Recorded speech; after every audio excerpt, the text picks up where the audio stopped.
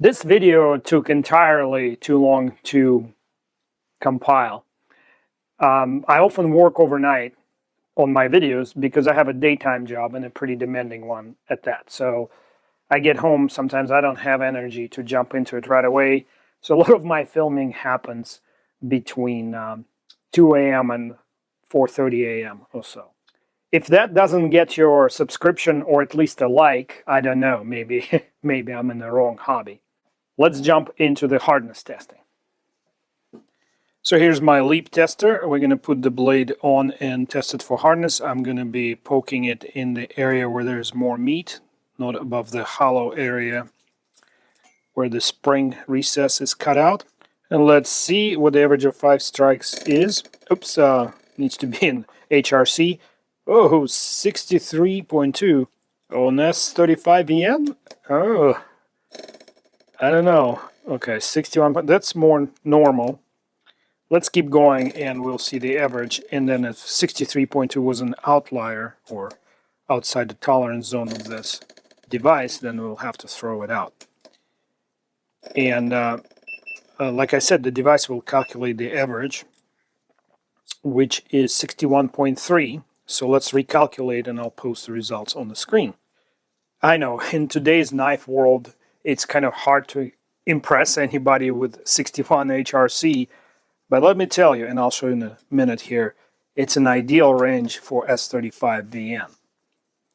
All right, so we're going to test the other side, see what we get here. Wait for the average. So 62.2 was within the tolerance. Prepare yourself, we're going to have to talk about hardness versus toughness versus edge retention here. And our average is 61.4 and no outliers this time. All right, 61.1 overall average. What does that mean? It's S35VN, as I mentioned, and let's look at the famous tables by Dr. Larrin Thomas.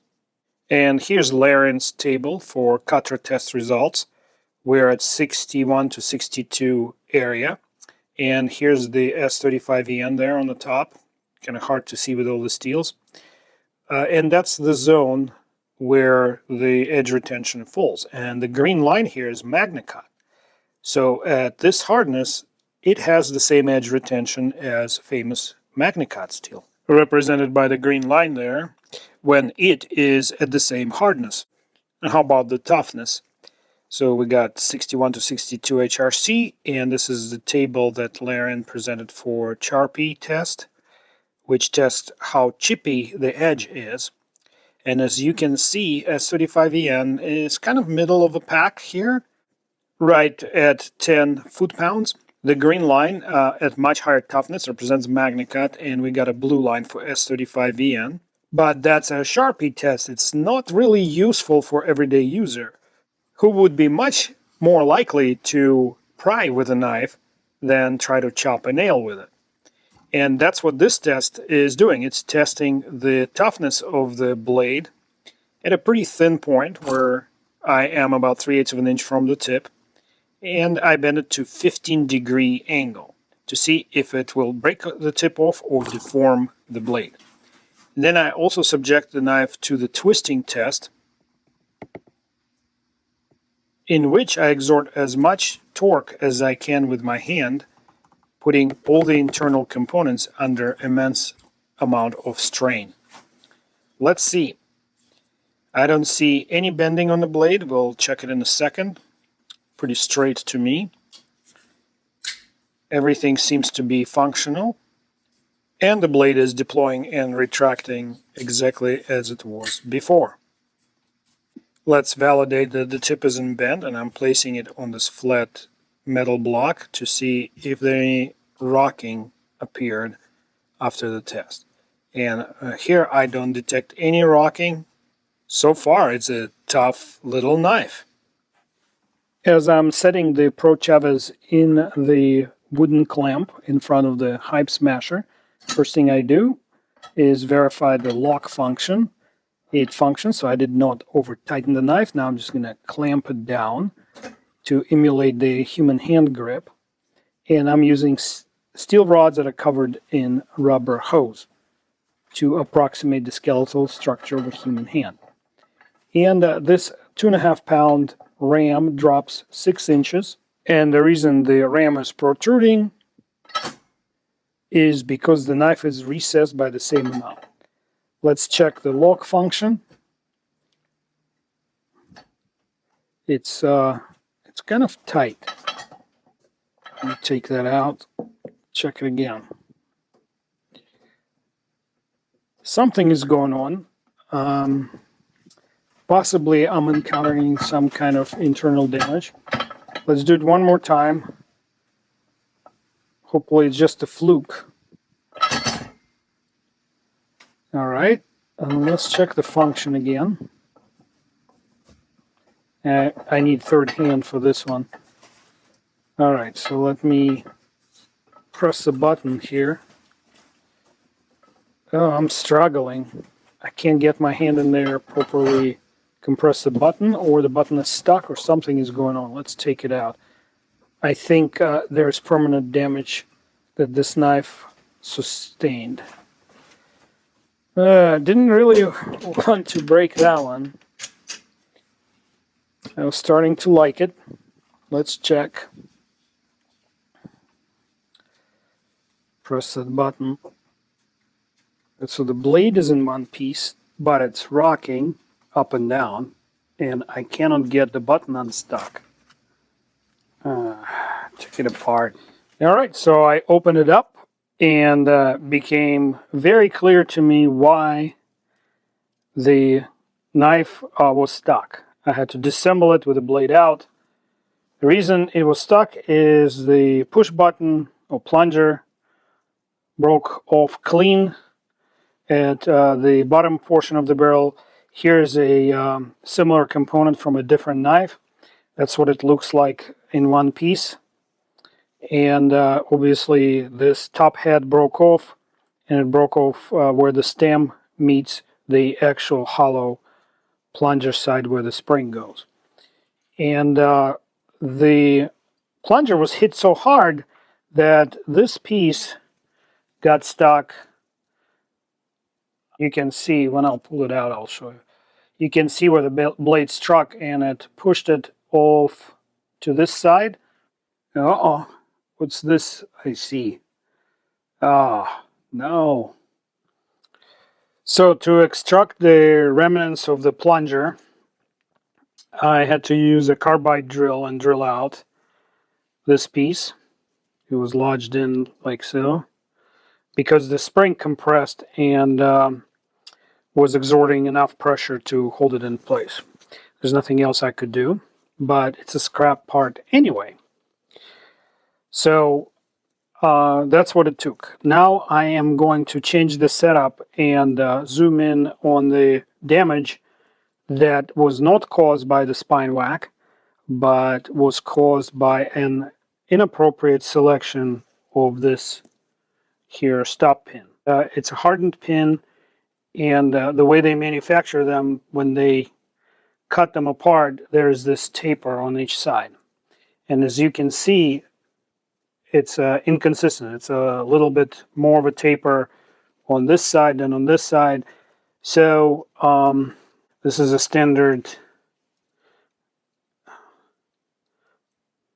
1/8 pin, which is sold as 5/16 long. But as you can see, the bearing surface on it is not 5/16. It's actually 40 thou shorter. Let's get a little closer. I did put contact paper on this surface when I was drilling to protect the finish. And here is the close-up of where the pin is inserted. Let's see if light will help. Can you see a ripple in the aluminum surrounding the pin? Here's the other side of the handle. You can see, let me use this pointy device, you can see the ripple here, right? And there's a corresponding ripple right here. So I'll pull the pin out and show it to you. Can you see the ripple in the aluminum right there? I'm talking about on this side. This side is squared, just as it was machined, and this side on both halves of the handle. The hole is sort of egged out, can you see? And this damage could only come from deploying the blade in a normal way, without any spine whacking or any whacking of any kind. Let me show you. So if I drop the blade on here, so when the blade deploys under the power of the spring, it will strike the pin right around here. Now that's already a problem because I think this slot is machined too wide, and should it have been machined exactly to the size of the pin, which is 1/8 of an inch, there would be less of the impulse building up between here and the pin. By oversizing the slot, they allow a point stress to concentrate at the point of contact instead of dissipating on the bearing surface of the pin. But even that is not the key issue here. Let me remove the blade and we will talk physics for a minute. Specifically the third and the second laws of Sir Isaac Newton. Starting with the third, every action yields equal and opposite reaction. So this is a really easy concept to understand. You truly don't have to be an engineer to understand it. So let's say this is the frame of our knife. Cross-hatched area is a cross section, like as if we sliced it right here where the hole is, right across right here. That's what it would look like with a pin inserted.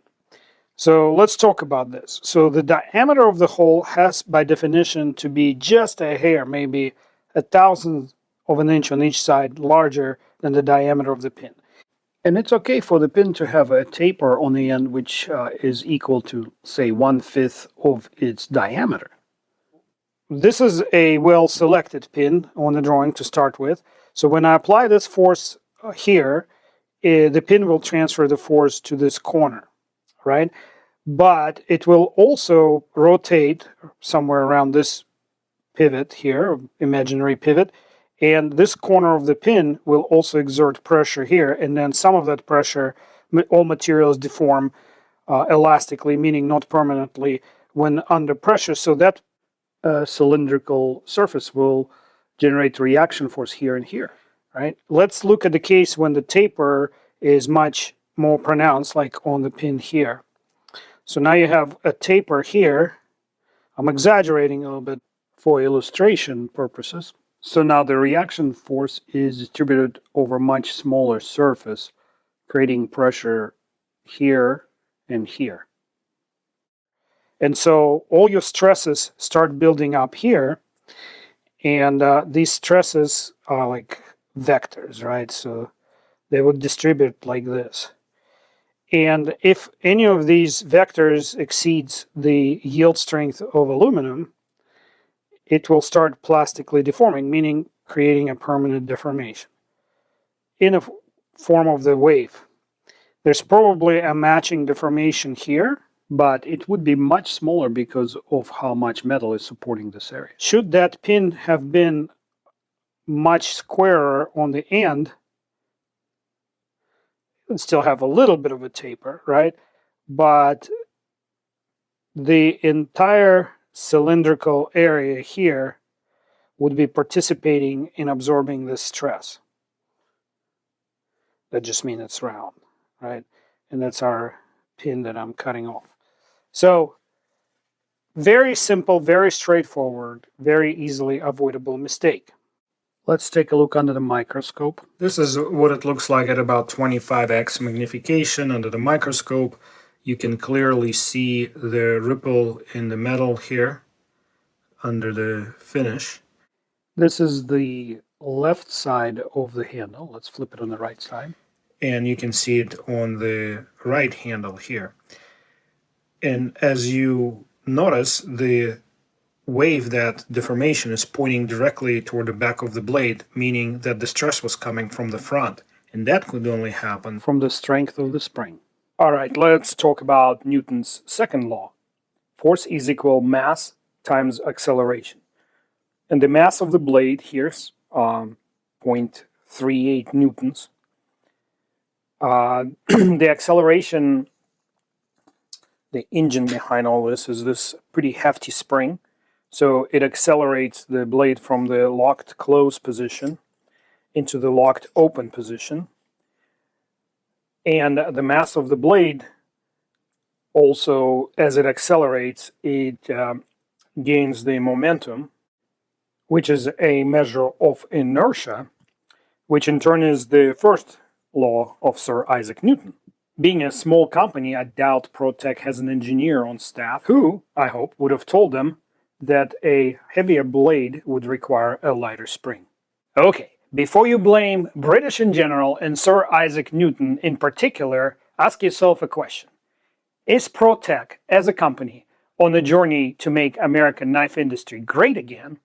Or are they there just to keep it good enough like these guys?